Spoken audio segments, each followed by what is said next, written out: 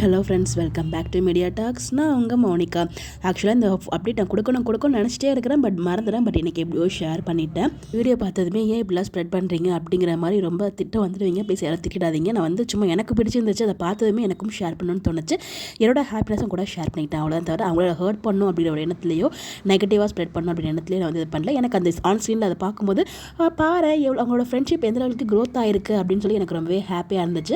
அதை கூட நான் ஷேர் பண்ணேன். ஸோ ஃபுல் வீடியோ பார்க்காம யாரும் கமெண்ட் திட்டு வந்துடாதீங்க. நானும் உங்களை மாதிரி வீக்காக ஒரு மிகப்பெரிய ஃபேன். அவ்வளோதான். அவங்க ரியல் ஜோடி ஆனாலும் ஹாப்பி தான், இல்லைனாலும் ஹாப்பி தான். ஏன்னா அவங்க ஆன் ஸ்க்ரீன் பேர் பண்ணிகிட்ருக்காங்க. நம்மளுக்கு ரொம்ப பிடிக்கிற மாதிரி பண்ணிகிட்ருக்காங்க. அவங்க வந்து நடிக்கிறாங்கன்னு சொல்ல முடியாது, வாழ்ந்துட்டுருக்காங்க. ஸோ வாங்க அப்டேட்குள்ளே போயிடலாம்.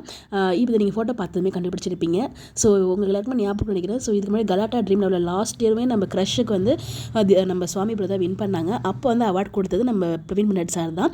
அந்த இன்டர்வியூவில் வந்து காவியோடுக்கு கால் பண்ணுங்கன்னு சொல்லும்போது எங்கிட்ட நம்பரே இல்லை அப்படிங்கிற மாதிரி சொல்லியிருப்பாங்க. ஓகேங்களா? ஞாபகம் நினைக்கிறேன். நிறைய பேருக்கு நம்மளுமே ரொம்ப ஷாக் ஆகிருந்தோம் வந்து பார்த்ததுமே.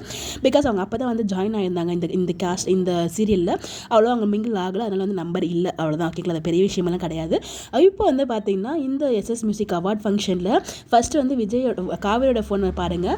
அவங்க வந்து வீடியோ எடுத்துகிட்டு இருக்காங்க. ரெண்டு பேரும் அவ்வளோ ஹாப்பியாக சந்தோஷமாக பேசிட்டு வந்து எடுத்துகிட்டு இருக்காங்க. திங்ஸும் அவங்க அவார்டு வாங்க போகிறாங்கன்னு நினைக்கிறேன். அப்போ வந்து அந்த ஃபோனை விஜய் கிட்ட கொடுத்துட்டு போகிறாங்க. விஜயோட கையில் வந்து பார்த்தீங்கன்னா அந்த மொபைல் இருக்குது. ஸோ எந்த அளவுக்கு வந்து அவங்களோட பாண்டிங் வளர்ந்துருக்கு பாருங்கள். ஒரு காலத்தில் நம்பரே இல்லை, இப்போ அவரோட கையில் காவிரி மொபைல்.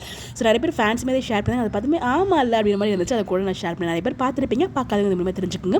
இவங்களை நான் சேர்த்து வச்சோ தப்பாக பேசியோ நான் பார்க்கல. பட் அவங்களோட பாண்டிங்கை பார்க்கும்போது அவங்களோட க்ரோத்தை பார்க்கும்போது ரொம்பவே ஹாப்பியாக இருந்துச்சு. கூட நான் ஷேர் பண்ணிக்கிட்டேன். அவ்வளோதான். இந்த மாதிரி எப்படி தெரிஞ்சுக்க நம்மளோட சேனலை ஃபாலோ பண்ணிக்கோங்க. Bye bye.